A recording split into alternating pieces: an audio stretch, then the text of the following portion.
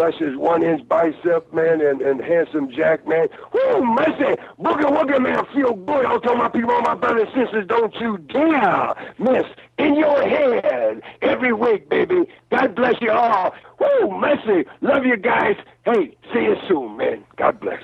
Hello, everybody. This is Dirty Dutch Mantel, and you're listening to In Your Head Radio. All right, and welcome to In Your Head Wrestling Radio. I am the internet icon, Jackie Jones, along with my right-hand man, 1-inch biceps, the power goat. Bah! How about that?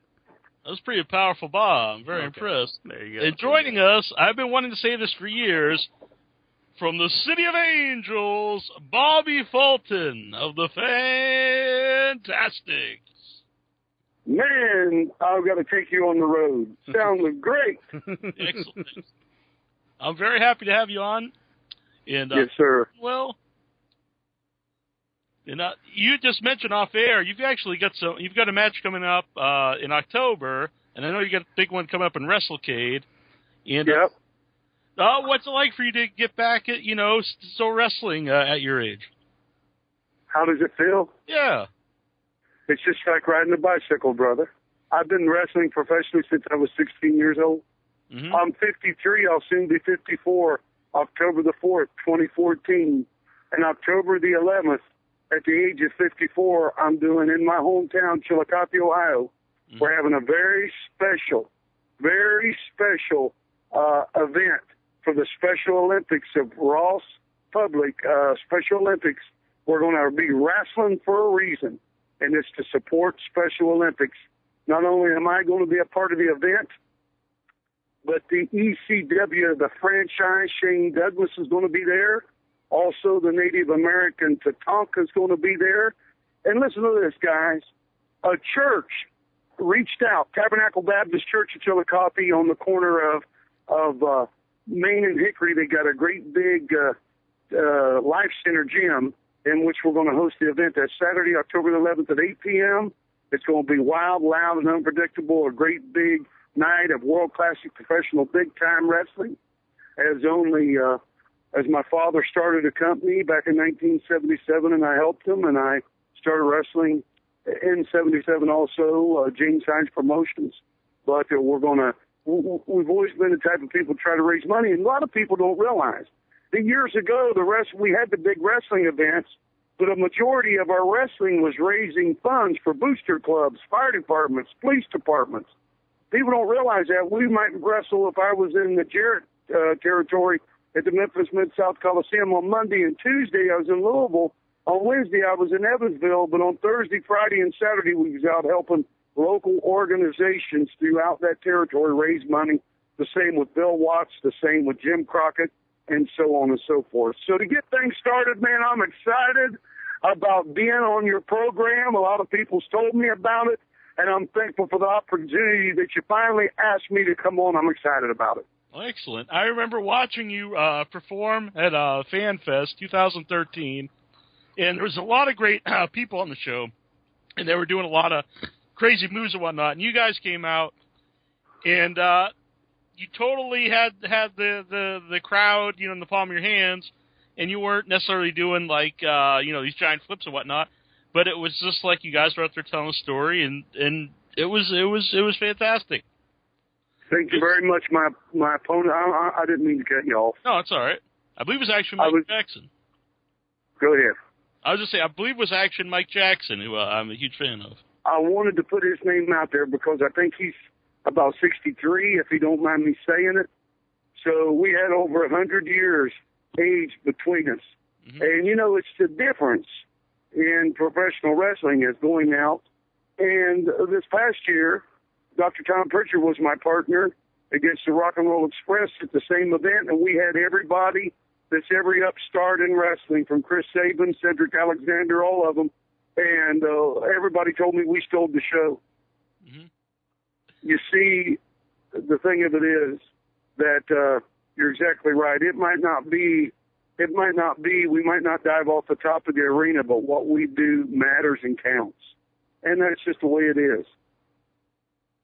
Yeah, and I also want to bring up your kids were excellent on that show. I'm proud of my two sons, Dylan and Jaron. They love professional wrestling. You know, a lot of people ask me, say, why do you involve your kids? Well, look, some people race go-karts on the weekends. Some people climb mountains. Some people go out and do this or that. But my children go with me to the wrestling events when it permits, and we go and we have a ball. As a matter of fact, hey, I'll tell you what. I'm just excited about being out there. And as a matter of fact, after talking with some people earlier today, if it wasn't for my children, I probably wouldn't be out there wrestling. That's why I kind of disappeared for about 7-8 years. I just kind of dropped out of the scene, more or less. And a lot of people don't realize, but in about 92 or 93, I started a company, in which wasn't wrestling. Mm-hmm. But I just kind of got away from it, and I've always had a love for it. And I'm a big fan of wrestling. I grew up, I remember 6 or 7 years old growing up, and as a matter of fact, I just ran into my baseball coach not long ago at 9 years old. He said, what do you think you want to be when you grow up? I said, I want to be a professional wrestler. I want to travel the world. I want to be able to wrestle in all kinds of different countries, be on television nationally and internationally. And I thank God that I got a chance to live a dream. And, sir, I'm still living the dream today. Mm-hmm. Now, I want to mention, too, back in the Fantastics days, you're a great baby face, had a lot of fire. And when you're working heel, when I saw you recently, like you really looked like that, so much fun. Which do you prefer? Well, actually, when I started in wrestling at 16, mm-hmm. I was a heel. I was always a heel until I got in a riot and I broke my arm. And as a matter of fact, I had a lot of people don't know, but I worked in Calgary, Alberta, Canada as a heel in 1980. And I didn't look the same as what I looked later on. As a matter of fact, I'm on tapes from Vince's TV because the night I graduated, I was doing Allentown and Hamburg TV tapes. I wrestled against Pat Patterson, Steve Travis, Flying Fred Curry, and this and that. And I would go up and work the old Allentown and Hamburg tapes, but I had real long black hair, and I was real chunky, heavy, and I prefer being a heel. Always loved it. That's why, and I always thought I was a lot better heel. As a matter of fact, Magnum TA told me at one of those shows that you were talking about, he said, Bobby, I didn't know you had that in you. But there's people who are naturals at whatever. I guess it's just easy. I love being a heel. Yeah. Now, you talked about work with wrestling with Pat Patterson, and yes. When I watch those shows, he really stands out of being like, before his time. He's doing more like modern stuff flying around, because a lot of the WWF guys at that time were really slow paced, not necessarily boring, but they were big guys. It was a big man territory, and they were known for that. And you're right. I think he beat me with a knee drop off the top rope, the bombs away. As a matter of fact, if you even go back, Ray Stevens and him was partners on the West Coast, mm-hmm. and they were both that type of wrestler. Yeah. Yeah, they say that there's not really much film of that territory left because they would tape over their tapes. Sure. Yep, and as a matter of fact, that's sorry. That's too bad. That's the problem with a lot of places where there's very little footage left of some great wrestling. A lot of people don't realize. To say, for example, the fans of the day, they talk about John Cena. But there was a John Cena in every territory and a Brock Lesnar in every territory. Mm-hmm. You see, if Vince McMahon today would have heroes and villains, he would draw even more money than what he's drawing now because, listen, everybody wants to hate somebody. Everybody wants to pull for somebody, and that was the magic of wrestling for years. And when you take that element away, it takes away the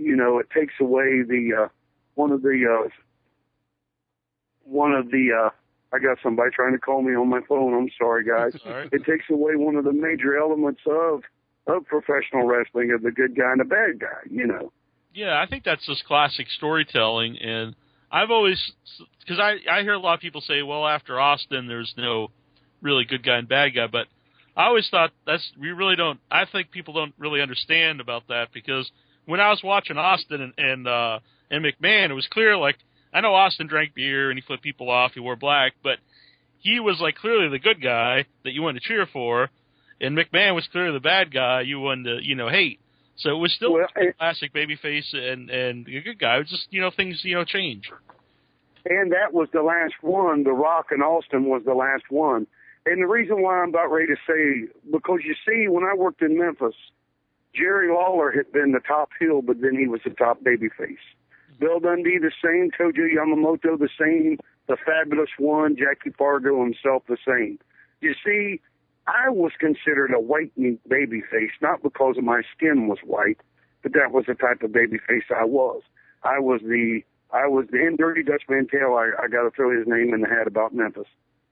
I was the white meat babyface that came and said, "Sir, Mr. Jones, I'm excited about being in this wrestling area. Where Tommy Rogers and I, or whatever. Hey, I'm excited about being here. I understand there's a lot of tough competition, and that's exactly what I strive for when I was a professional wrestler. And with the people's support, sir, I plan on coming out here and doing what I best, and that's professional wrestling.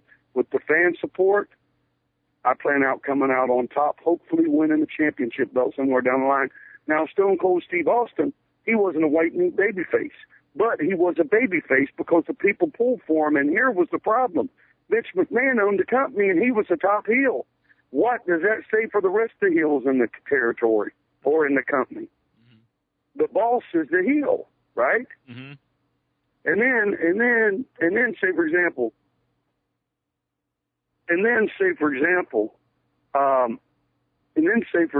you have Sting. If he would have, in WCW, let someone just beat him about half to death, he would have got somebody over, but see, he never did that. Mm-hmm. Some of Sting's best work was done up in the rafters wondering if he was coming down. That's actually what I've said that many times on the show. Really, I think besides like the early stuff with Flair, like that was his best run was the year he was up in the rafters. I'm going to tell you that was exactly right in some of his best work. Uh-huh. Some of his best work. Mm-hmm. Was when he sat in the rafters. Now, here's the thing. The Nature Boy Ric Flair, who was the epitome of professional wrestling back in those days, mm-hmm. You see, he had to put those guys in the center of the ring, Sting, Nikita Koloff, and all those other listed guys, Lex Luger, and Ric Flair had to perform around them, meaning that once you've seen his match, you've seen them all. Mm-hmm. And it took away, I love the matches with Ric Flair wrestles guys. Not those guys. And I like Lex Luger. And I like Nikita Koloff and the Road Warriors and all of them. Mm-hmm. I like them. But you see, Ric Flair had to stand in, just like I told my brother years ago with Junkyard Dog. I said, put Junkyard Dog in the middle of the ring and work around him. He will pack the buildings and draw us big crowds. And that's exactly what we did. Mm-hmm. And you see, that's what Ric Flair did at the expense of himself, by meaning that, you understand what I'm saying? Think back at those matches. Oh yeah, they were all the same.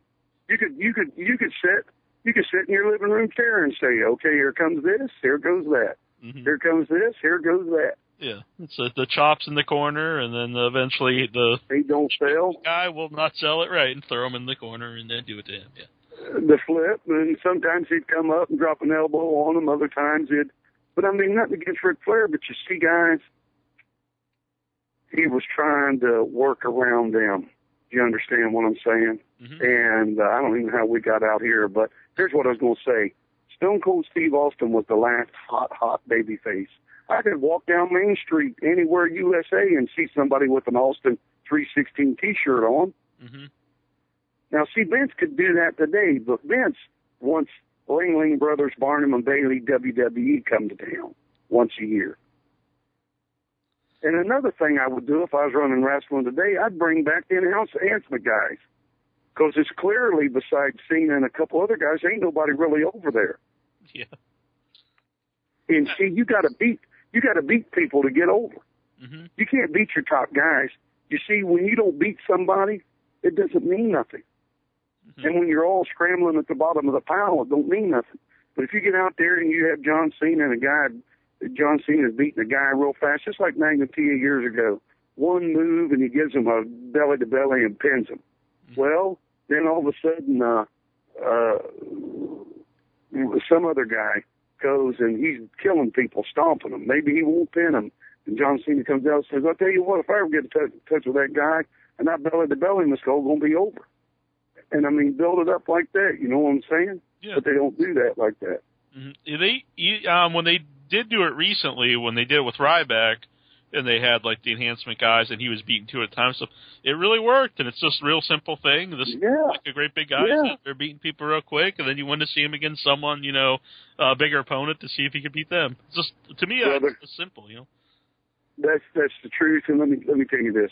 The fabulous Jackie Fargo, who I truly admired, the late great, who I wished was in a Hall of Fame somewhere, he told me this. He said, Bobby, they'll never be able to kill wrestling off. And they won't. If things was done, what was done with professional wrestling with football, baseball and stuff, you couldn't even draw flies. It couldn't even draw flies. But wrestling is still, I was in an event. It wasn't a wrestling event, but it was another thing. And I had a TV there just showing some of my DVDs. And I had people coming up, getting their 16, 17-year-old kids, 14. And it was me wrestling back in the 80s. And they said, son, this is when wrestling was real. Now, isn't that amazing? Mm-hmm. Yeah. And then 70-year-old men coming up and their wife would say, he used to sit in front of that TV and watch that wrestling religiously. He said, now he won't even turn it on. Ain't that amazing? Mm-hmm. Yeah, I mean, I grew up watching wrestling because my grandfather was a huge wrestling fan. And right. Yeah, he loved Dusty. He loved all the top, you know, good guys. Dusty Rhodes, sure, both WWE, sure. WC, NWA, and he really hated all the bad guys. But yeah, he just absolutely loved it, and that's why I started watching it, and I always loved it since then. But I saw you're coming up at WrestleCade. It's going to be your final match with the Rock and Roll Express. Well, here's the thing. I never said it was going to be my final match. But it's going to be our first match ever with the Rock and Roll Express, Tommy and I. Okay. Now, here's the deal. Mm-hmm. All throughout the 80s, the people asked the question, who is the better tag team, the Rock and Roll Express or the Fantastics?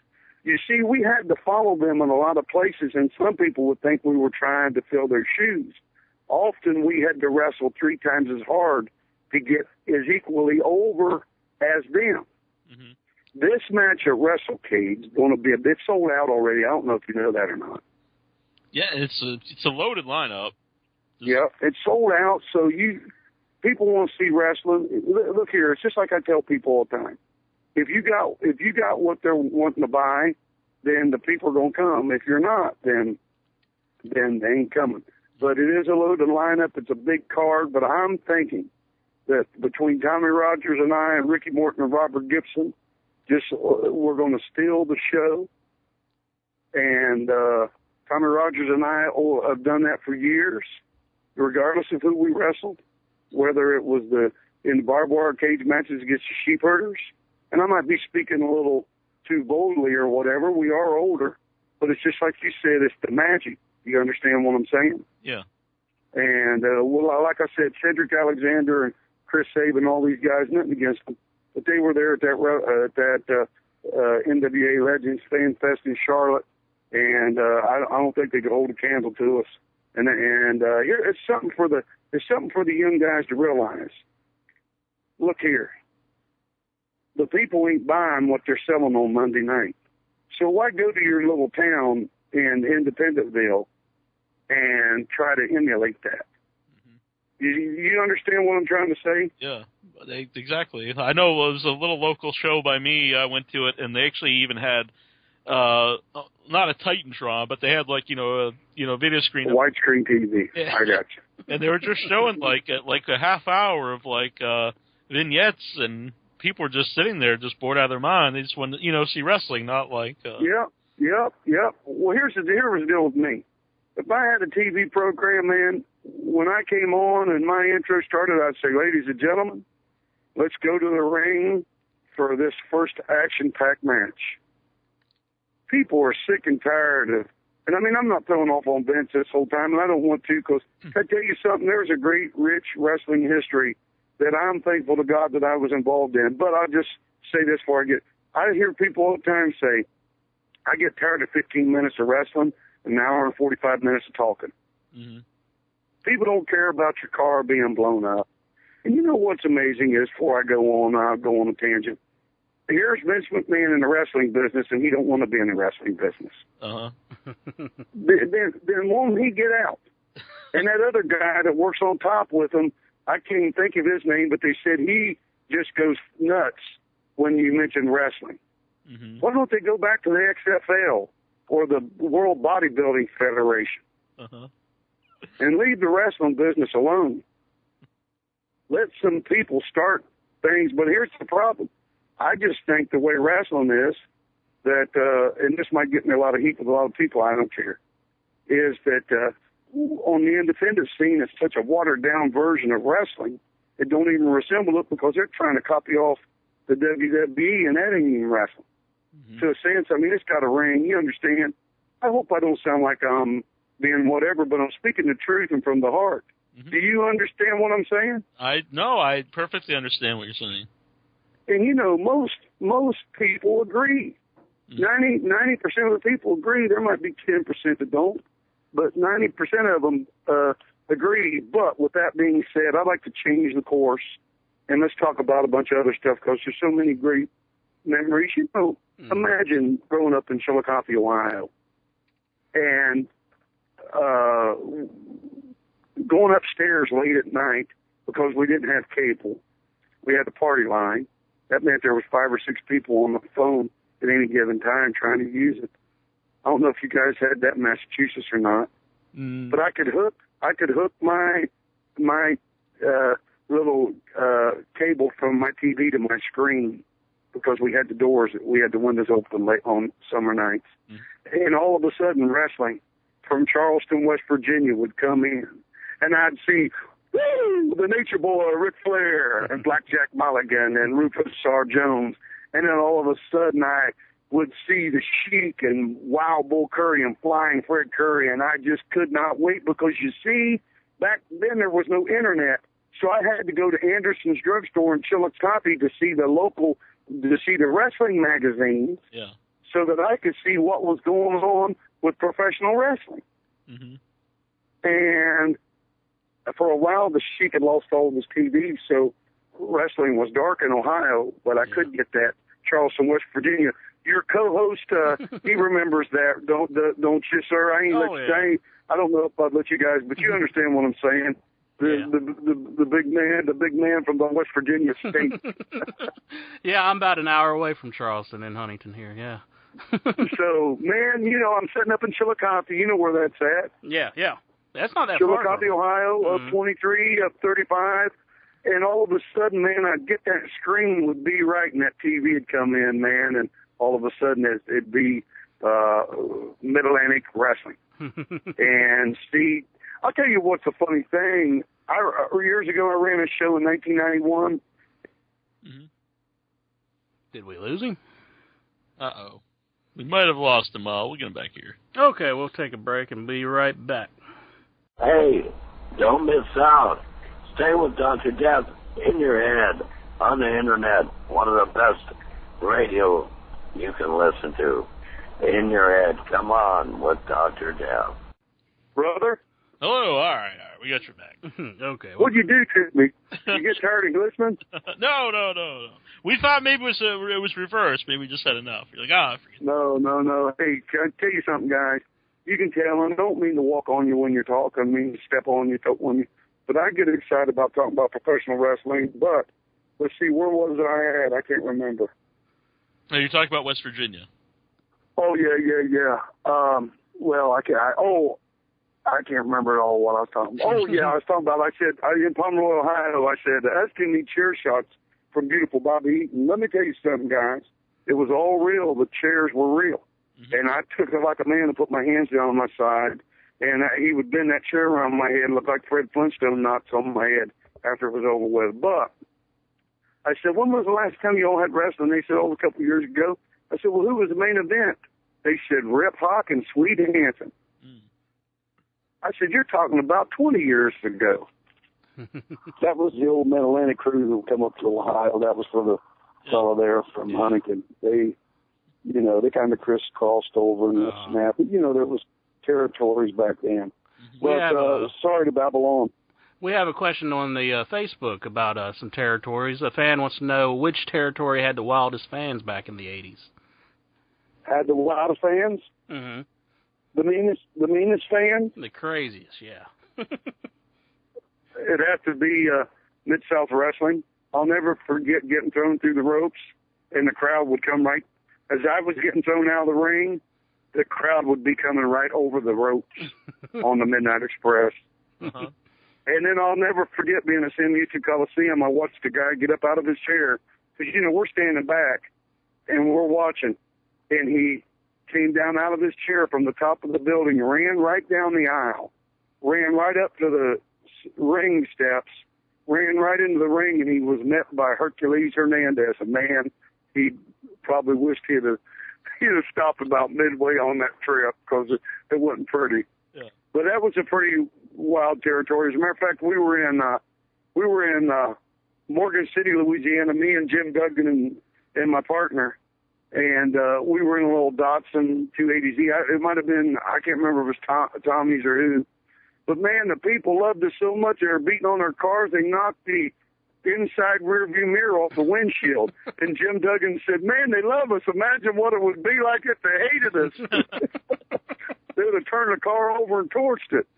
But can I tell you what? Actually, there was great wrestling fans everywhere. And I have fond memories of the Louisiana territory. We worked hard there, Tennessee, everyone I got a chance to wrestle in. In Calgary, Alberta, that was great. But as far as fighting now, I did. In my early years, when I first started, I had my arm broken in a riot in Kentucky. And quite a few things happened there. There's quite a few. I had quite a few mishaps back in those days there, fans fighting and stuff like that. There used to be riots. People don't realize it. As a matter of fact, the last riot I seen was in Thomasville, North Carolina, last Thanksgiving night.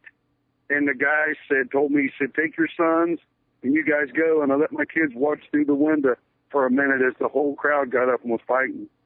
Well, what was the match going on? What were they rioting about? It was a cage match.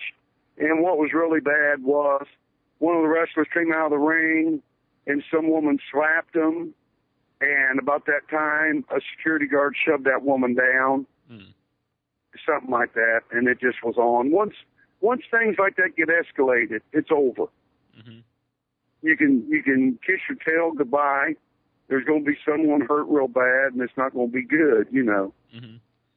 You know, talk about Mid-South. What are your thoughts on Bill Watts? We've had Bill Watts on the show, and everyone has a different opinion of him. Some people love the man. Some people are not big on him. Well, I'll tell you about Bill Watts, and I told him down there at the Mid-South Legends reunion. Bill Watts had the ability to take a bunch of guys that were more or less rebels, and I'll put Tommy Rogers and I in that bunch too. For some reason, we didn't like authority, and most of the other guys didn't like it, but he was able to take those guys, and he was able to get the best out of them. You understand what I'm saying? Mm-hmm. And some people say, well, because he was a tough guy or he was this. I don't know if it was that, but we would get letters in our checks. Ask not what Mid-South can do for you, but what you can do for Mid-South. And every, you know, can I tell you this, all kidding aside, I had a couple run-ins with Bill Watts, and I'm 5'9". As a matter of fact, Carl Fergie, he couldn't believe it, but I told Bill Watts what I thought. And then at the end, we wrestled for UWF, you know, and we left and went to World Class Wrestling. And I like what Bill Watts. Listen, I don't have one enemy in this wrestling business. Not one. And that says a lot. I tried to get along with everybody. I worked hard in every match I had. Everybody had their good and their bad. Bill Watts, he was a character, and when you're in business, you're going to have your run-ins because you think you know what's best for you, and someone else thinks they know what's best for them. But Bill Watts was a stand-up guy, and he was a gruff guy. As a matter of fact, I seen him get a guy in a hammerlock and twist his arm completely back around. he had him down on the ground, and I heard the tendons ripping. And he had that in him, that dark heart, I guess, in him to be able to do something like that, Mm-hmm. Of course, Dr. Death was standing nearby, so. Right. So yeah.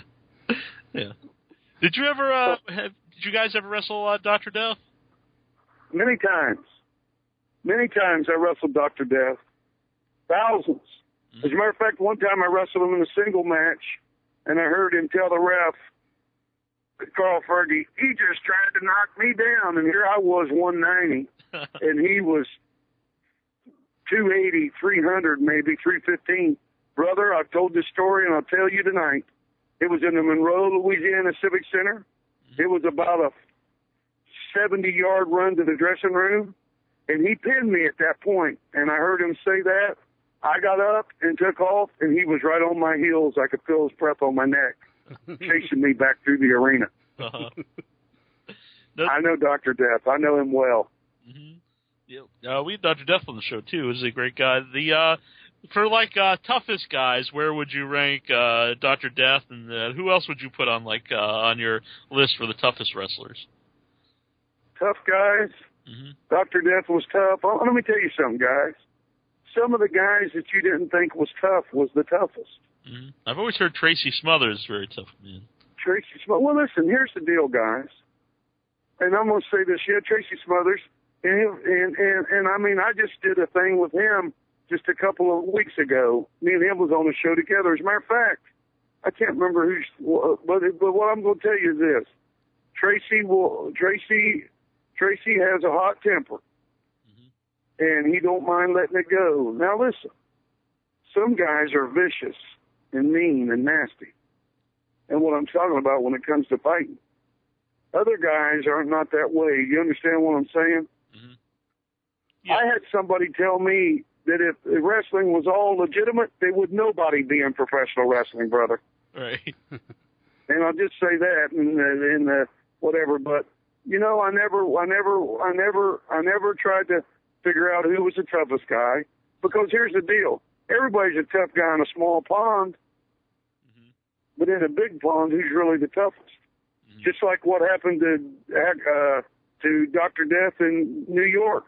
Who would ever thought that guy was going to tear out his thing and he's going to get knocked out? Jim Ross was doing that as a shoot to get him over. Mm-hmm. And then that guy left him laying cold, and then I was in Japan when Doc wrestled that guy in that shoot thing before MMA ever happened in the United States. And Doc wrestled a guy from Russia. Mm-hmm. And he said, I'm not going to go for his ankles. And what did Doc do? As soon as the buzzer went off, I watched it live in Japan, because we were wrestling for the same company. The guy was 6'5". He went for his ankles. He hit Doc with a knee up under the chin, and Doc flew like a 9-pound baby clear across the ring. And that was it.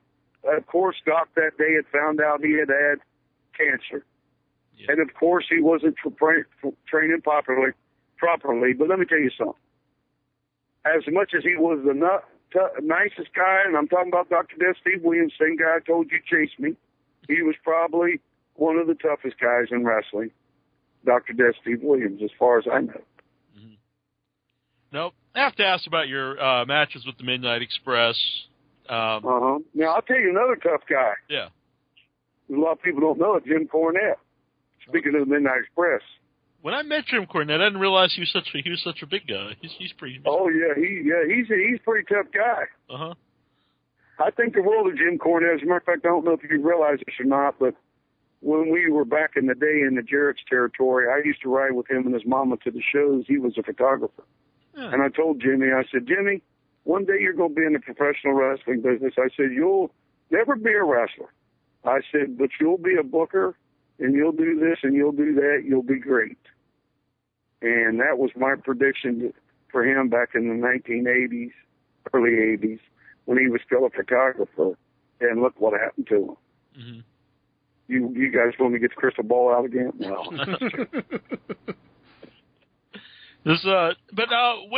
Which Midnight Express pairing did you prefer to work with? I liked them both. for both different reasons. As a matter of fact, a lot of people say, what were some of the greatest teams you wrestled against? I heard Ricky Morton say this in an interview, and I'll say this. 95% of the wrestlers back in our days, the 80s, could go. And I'm talking about 30 minutes, anybody. You could say, Joe, get up there and go 30. They could go 30. So as far as the Midnight Express, C. Dennis added something to it, but Sweet Stan added something to it. Mm-hmm. We had great matches with both teams. And we even had great matches with Jack Victory and John Tatum. I was just thinking about them the other day. Guys that, normally people don't mention. Along with the Sheepherders, but I mean, I know you talk about the Midnight Express, but cool. But both teams of the Midnight Express was equally as great. And we even wrestled the originals, Dennis Condrey and Randy Rose with Paul Lee, dangerously when they came into WCW there. Mm-hmm. We wrestled them. Mm-hmm. So they were all great. Yeah. Equally as great. What about Paulie? What did you think of him back then? And did you get along with Paulie? I got along with him fine. I never had a word with him. Now, I know Bruiser Brody slapped his face off because he wouldn't kayfabe at a car show. He asked him, he said, could you leave me alone? See, a lot of guys, man, they just don't care. Just like I was at a show recently with Robbie E. I don't know if you ever heard of him or not. You ever heard of that guy? Yeah, Rob from TNA? TNA guy. Yeah, he's out in the hallway going over his match with his opponent, and they're going through all the moves and walking and flipping and flopping and talking, and the fans are going to the restroom back through that same hallway and going out to smoke. And I'm sitting there looking at that, man. I said, Fave, man, come on. I mean, guys don't respect it. And you know what we used to say years ago, guys? If you don't respect it, it'll never respect you. And I say this. If people really ain't talking about these guys today, how many will be doing a radio or an interview with people like you, like I'm doing tonight, 20-some years from now? Mm-hmm. If they're not talking about them today. Yeah. You understand what I'm saying? Very much, yeah. I've mentioned kind of along those lines, because really, like you're saying, everyone could go like throughout the whole card, and everyone was memorable too. Yes. Anybody from like the 80s and the 90s, if it was like an opening match guy, mid guy, top guy, remember them all fondly, and for the most part. And then I always think that today, like a lot of these guys don't. I mean, I'll remember them because I really watch wrestling, but not like someone who just watches it, casually. I don't know if they're really going to remember most of these people. No. Hey, I'm going to tell you this. I have one of my, not my most favorite, but almost one of my most favorites was at a Clash of the Champions. And we wrestled Hot Stuff Eddie Gilbert, and we wrestled Ron Simmons in a babyface match on national television. And you know how long we went in that match? 29 minutes and 48 seconds. Yeah. 30-minute time limit for the United States Tag Team titles. The Sheepherders had left. We were fixing to start a program with them, just like we did in Mid-South at WCW. The Sheepherders had left and went to become the Bushwhackers. So Eddie Gilbert and Ron Simmons stepped in. And you watch that match. If you can watch that match, think about it, guys. You go and you watch that match, and you tell me what you think. Call me sometime and tell me what you think. Hot Stuff Eddie Gilbert, who was great.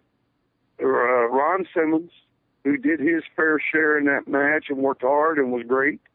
And against me and Tommy, a babyface match, tag team match. No one turned heel. There wasn't very many punches or kicks thrown, no choking, no eye gouging. Watch that match and tell me what you think. Will you do that for me if you can find it? Definitely. And I'm serious. Mm-hmm. We kept the people. The people was into it. Of course, the commentators back then, and I'll just say this, you see, a commentator is supposed to be in the ebb and flow of the match. Yeah. He's not supposed to be trying to entertain the crowd. Mm-hmm. He's like the guy sitting at the table saying, and now, look, he's got him, and you know what I mean? Yes. We're not trying to wonder if I can entertain the crowd. Yep. Yeah, this that's another thing too. And I grew up watching that stuff. But if I go back and watch it again, I remember the stuff, but what really stands out is the crowd's into like a whole match from beginning to end. Yeah. A lot of this, I watch wrestling now. It's like they'll pop for the music, and maybe if someone does like a big high spot. But for the most part, a lot of the matches today, people are just completely silent while they're going on. Do you know what I watch when I watch wrestling on television? What particular promotion or? If I watch wrestling on my TV, whether it's a DVD, whether it's a VHS, whether it's a pay-per-view, whether it's Wrestling Today, do you know what I watch? Do you know what I look at? The crowd. The crowd. Yeah, the crowd. Mm-hmm. We were down there in Charlotte at the Legends Fan Fest. There was 3 matches before ours or 4.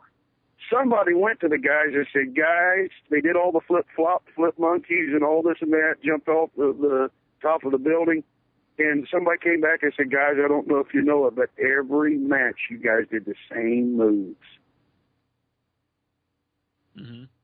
Now, it's just like Abdullah the Butcher told me the other day.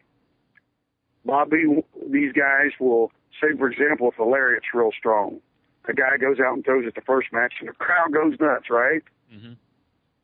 Then all of a sudden, the second match, the guy thinks, man, they love that lariat. He throws it. Right. But see, they've seen it the first match. Then all of a sudden, it just don't mean as much. By the time they get to the main event, he wants to throw the lariat too because it got a pop. It don't mean nothing. Mm-hmm. You see, and here's another thing too. This is free for all the independent guys that's listening to this. Like The Rock said, know your role. The first match is the first match, the most important match on the wrestling event. But you're not to go out there to steal the show. If you happen, you set the bar, you set the standing for the night. You understand what I'm saying? Mm-hmm. If they can't follow you, fine, but that don't mean you jump off the top rope and land in the third row. That means you go out there, you show them people, hey, you're going to see some good wrestling tonight. You're going to see some competitive matches, and you're going to see action. That's what the first match is for. Nothing more, nothing less. It sets the pace for the night. And a lot of these guys don't realize that, the importance of, a lot of guys think, man, I want to wrestle the first match. Well, man, that's the most important match on the wrestling card. I don't mean to babble on, guys. No, it's I did want to mention, because you talked about independent wrestling. A friend of mine, Ed Gonzalez, he said he just doesn't have a question for you, but he just wants to say you're one of the best people I've ever had the pleasure of working with, and he could listen to Bobby talk about the business for days on end with a smile on his face. Tell Eddie, I think the world of him. If he's listening now. Also, Heather, and who wrestles. And Eddie Gonzalez is a tremendous talent. He's wrestled on a lot of shows for me and with me, and I consider that a great compliment coming from a great person as himself. And the thing of it is, we all have a common passion. You guys do, or you wouldn't bother coming out here doing this. Mm-hmm. I do because I wouldn't come out and bother doing this. So there's a certain passion there for each person. And I don't take things lightly in professional wrestling. You understand what I'm saying? Mm-hmm. Number one is to go out and to thrill the crowd, but number two, it's also to make money. And guys, we can't make no money if there's only 13 people at the show. Right. Yeah. And we can't make no money when guys come in wearing tennis shoes and a pair of shorts, and as a matter of fact, they just look like they walked out of Walmart into the ring. Uh-huh. I seen a wrestling poster the other day. For this guy named Tom Miller's wrestling promotion. And I looked at the poster, there was 5 guys, and I said, my goodness, I don't even know if I'd put them guys on the poster because they look like 5 guys walking down the street in this little town. I mean, that don't draw. Uh-huh. And I think he had 18 people there in the place he had, somebody told me.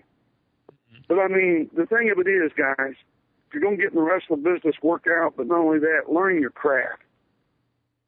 It ain't about setting yourself on fire, weighing $115 and wearing Converse shoes out the ring.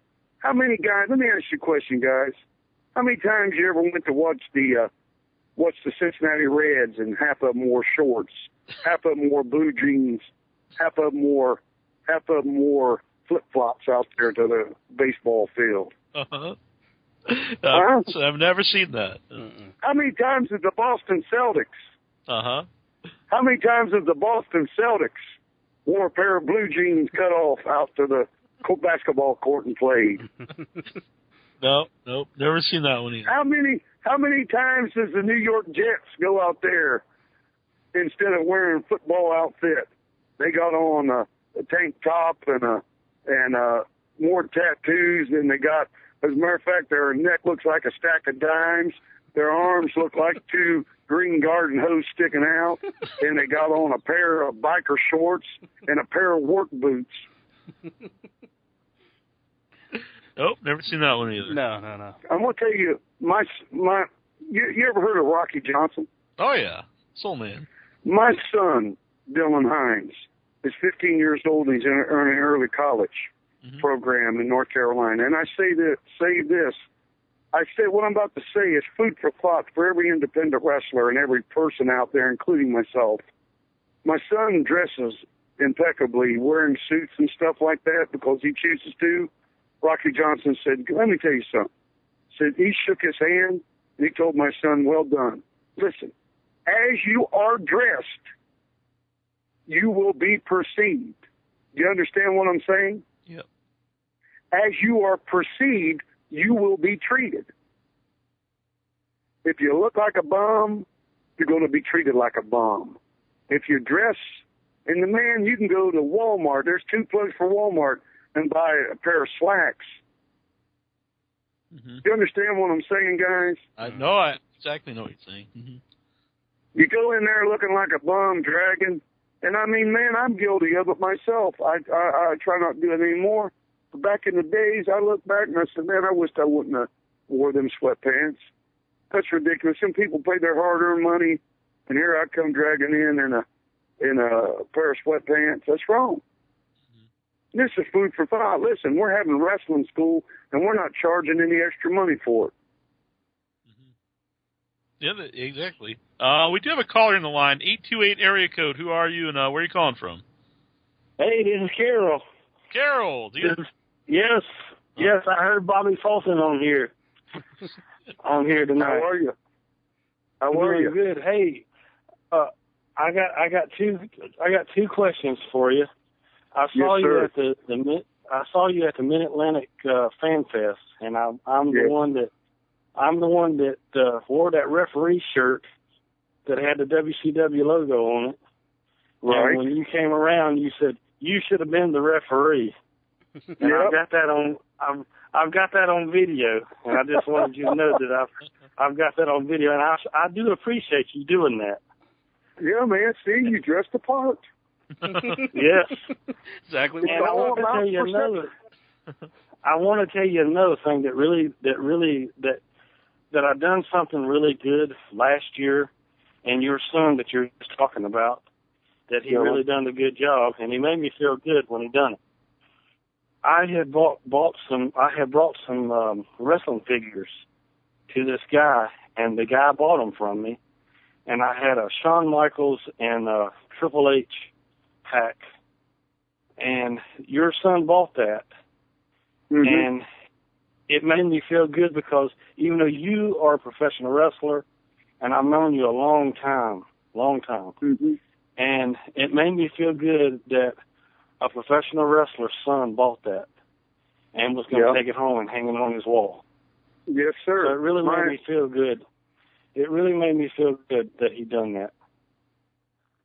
Thank you. My kids enjoy professional wrestling. It's just like I told these guys earlier. Some kids' dad plays softball on the weekends. I wrestle when I can. I want my kids to enjoy professional wrestling.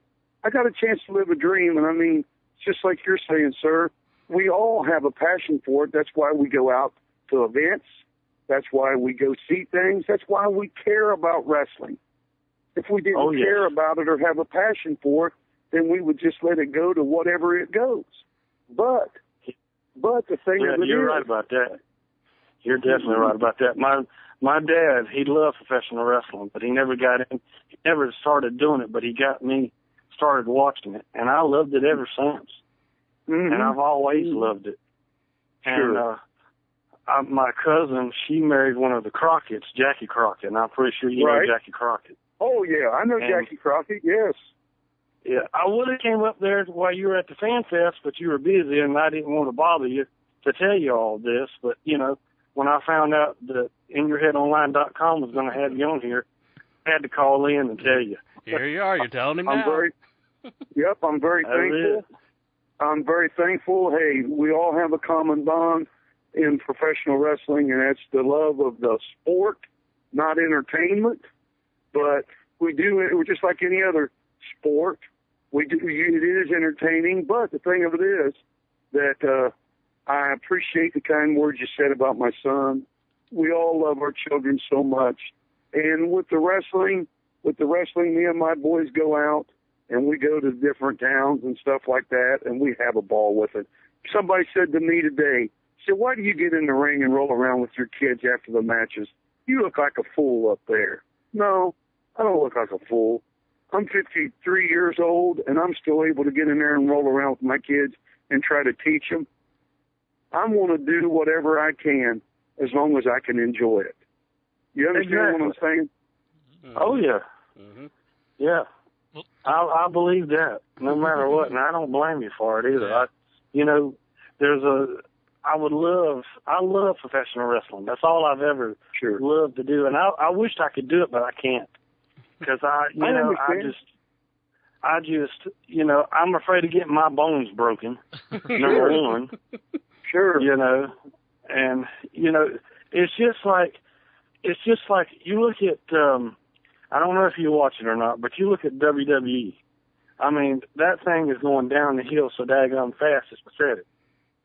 I mean, when WCW got bought out in 2001, ever since WCW's got bought out, they've been talking about WCW. They've been doing the Monday Night Wars on the WWE Network.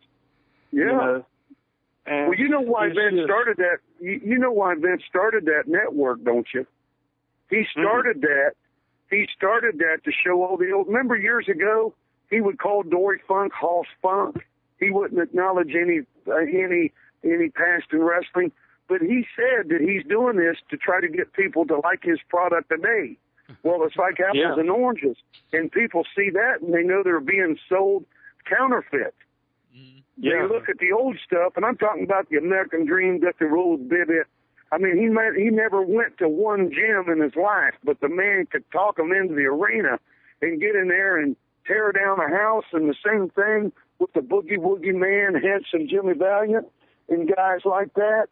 You see, wrestlers aren't made, they're born. They're born. Well, they had on Facebook the other day, I was looking on Facebook, and they had Triple H down there on a picture of him at TNA Wrestling. Yeah, and said that they bought TNA Wrestling. That wasn't real, Carol. Yeah, that was just somebody photoshopped that. That was a phony. Appreciate you calling in, Carol. Yes. Good, Carol, God bless you, brother. Thank you. But please tell your son that it made me feel proud. Carol. That he bought one of my wrestling figures. Very cool. I sure will, buddy, and I'm sure they've had a ball with those figures. That's for sure. Thank you, sir. Yeah. Tell Jackie to call back in. Yes, he called in for a while. Jackie Crockett. Mm-hmm. He's always a good caller, actually. Itchman, you got another question from the Facebook? Yeah, Spec Son from Facebook. He wants to know who designed and made the attire you and Tommy wore to the ring. Two ladies by the name of Cindy and Beth that used to live in Texas, and now they're in Florida. And as a matter of fact, I think Tommy is in touch with them, and that they're going to be making something real special for this big showdown with the Rock and Roll Express. So I don't know what it's going to be exactly, but it's going to be some kind of fantastic attire. But it was ladies by the name of Cindy and Beth that came and met us one time in Dallas and started making all of our stuff. Real nice ladies. Very cool. Here in the chat room, Kozov wants to know, do you have any Harley race stories? I never really crossed many paths with Harley Race. I admired his wrestling, and I could watch his matches all night long. There's a match with him and Jerry Lawler, which I love, that's about an hour draw. And, of course, I'm sure he went hour draws with people 5 nights a week. I admire him. I got a chance to tell him that at a Legends Fan Fest about 3 years ago. Or no, it's been probably, well, no, it was in Florida, as a matter of fact, that one they had there.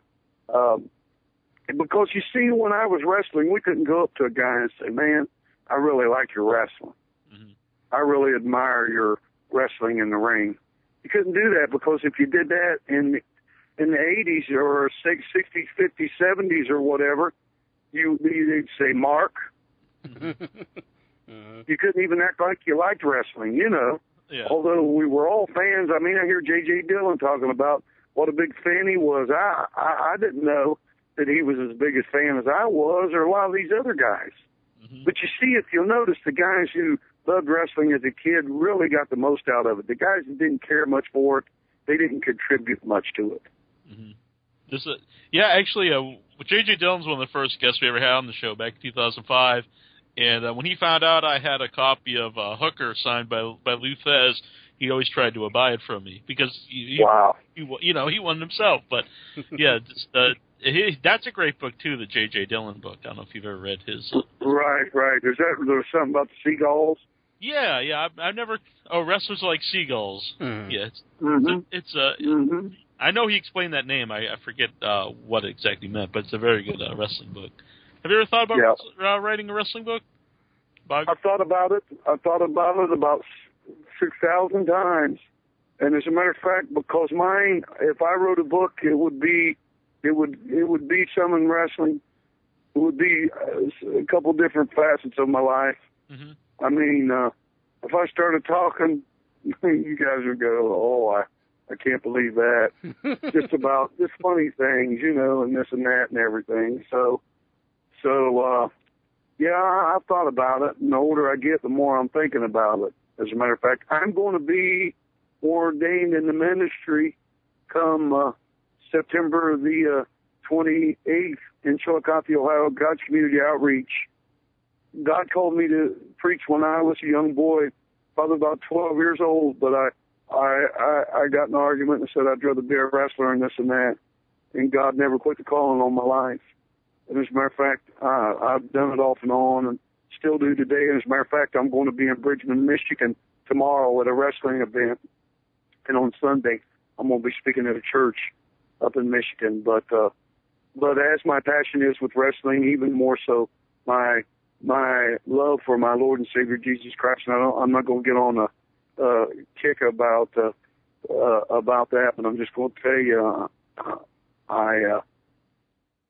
as much as I am passionate about the wrestling, even more so about Jesus Christ, because not only is wrestling might be temporary, but my relationship with Lord Jesus is eternal, and I'm very thankful to that. And I just wanted to add that there. So I would have a bit of a spiritual twist, and I understand Cowboy Bill Watts's was too. You see a lot of people say, why did these wrestlers come to God? Come to Christ. Brother, I'll tell you what, he takes you from the guttermost, and some of us have felt so low that we dangle our feet off a cigarette paper. Now, I'm going to tell you something, guys, that's pretty low, ain't it?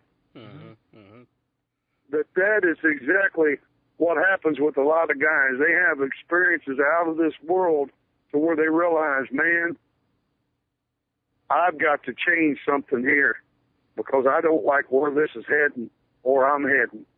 And it's a reality check.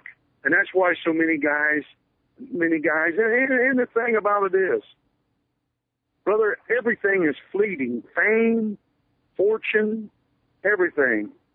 And it's only for a short time.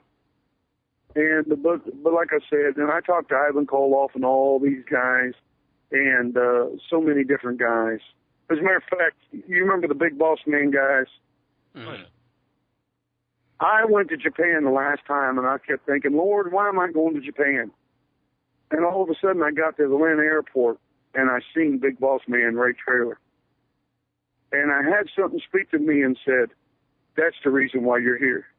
I spent that tour talking to him saying, sir, if you don't quit doing what you're doing, you're going to die. He said, but Bob, you don't understand. I love my daughter. I love my wife. I got so many things going for me. I said, listen, you're going to die if you don't stop. And as a matter of fact, he told my brother on another tour, George, Jackie, whatever they want to call him. He said, brother, I just can't stop. And of course, we know the rest of the story. But I believe that was God's way of trying to get his attention. He had to send someone by to say, listen, if you don't change your life, you're not going to be around. So many guys, and now we're going on another trip, has died untimely death. That must be said, right, guys? Mm-hmm. Now, I'm not talking about what terrible thing happened with Chris Benoit and that situation and this and that. Was a terrible travesty for whatever, and we've all had concussions. My goodness, I've had so many concussions. My brain probably is like a 90-year-old man. You go back to the tape, Muda dropped me on. I dove through the ropes and went planted head first into the thing, into the floor on the WCW taping. Then Butch Reed and Ron Simmons picked me up high and dropped me back, and man, I was staggering around the ring walking. Jim Ross said, I don't even think he knows where he was, and I didn't know where I was. So blame, people can blame whatever they want to blame about different things. We all can make excuses. But now I'm talking from the heart. Sorry, guys. No, hey, I think you should. That's something that's very important to you, and like you said, it's not just about wrestling. This is your life, and you should tell people about it. Thanks for that. And it is true. We all live a life, and it's just how we live and what we get out of it is what's going to mean everything at the end. Mm-hmm. And like I said, I've had a chance. I grew up watching guys like George Steele, and I just thinking about him because we were thinking about characters at the beginning, because I'm going to have to be going soon. Yeah. I'm not going to be able to beat George South. And as a matter of fact, George South is who I'm going to see in Michigan tomorrow, guys. Really? Oh, and mention that you're on here, because I'm sure he'll be happy.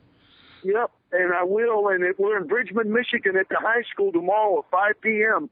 It's a big victory type event. And then Sunday morning, I'm going to be speaking at the church there.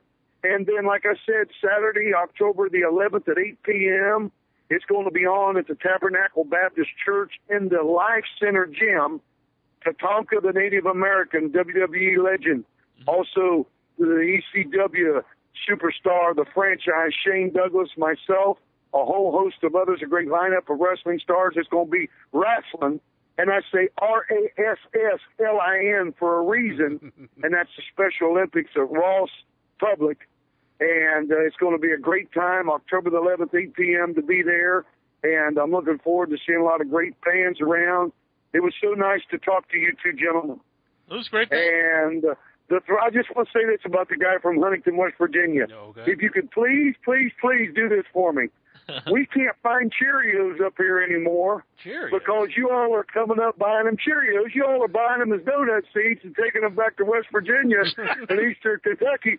I like Cheerios, but we can't find them. Would you all quit coming up buying them? Those are not donut seeds. I'll spread the word. You can't get Krispy Kreme glazed donuts out of that. Could you spread the word? I'll let people know not to buy the Cheerios up there anymore. Yeah, because then you can plant them all you want. They're not going to make glazed donuts out there the next morning. Listen, guys. Aw, shucks. I appreciate your interest in professional wrestling and for what you do for it by putting on a great program like this. I know there's still a lot more to go, but if I stay on, I'm probably going to start doing imitations, and you ain't going to like them because you'll say, who was that? And I'll tag you, and you'll say, man, that sure didn't sound like him once I hang up. So listen, God bless you guys. Right. Thank you for allowing me on, and please have me again. And I want to say hello to my two sons, Dylan and Jaron. And I always mention their names because, brother, they are often imitated, never duplicated. I would do the American Dream that the road for you one time, baby. One night I was at an autograph signing, and they put me at the end of the big horseshoe. Dusty Rhodes was at the beginning, and I was so right across from him. And by the time they got to me, they'd spent all their money on everybody else, right? So I grabbed the microphone, the cordless mic. I said, ladies and gentlemen, this is your Malcolm Dream, Dr. Rhodes. You buy one of Bob the Fulton's pictures, I'll give you one of mine free. That didn't get over too well, man. That didn't get over too well. Yeah, just like God bless you guys. Thank you for having me. Thank you for coming on, and yeah, we'll definitely have you back. Please, God bless you guys. Take it easy. Hey, tell them to like my Facebook. I don't know what it is. My son looks over it and helps me with it. And I think it's fantastic, BobbyFulton.com, this and that. And hey, dog, support your local wrestling when it's good. If it ain't so good, then don't show up. And Saturday, come see me tomorrow if you're in Michigan, in Bridgman. And also October the 11th in Chillicothe, Ohio, the First Capitol. It's going to be on Wild, Wild, and Unpredictable. Tabernacle Baptist Church, the New Life Center. Great night of professional wrestling returns after an absence of many years. God bless you guys. Thanks. This is Jim Cornette. You're listening to InYourHeadOnline.com, and you made the right choice. This is Ivan Koloff, the Russian Bear. Yes, I've wrestled many times. I had the pleasure defeating Bruno Sammartino, WWF champion. But I want to encourage everybody to listen to InYourHeadOnline.com, the best in the West and the East.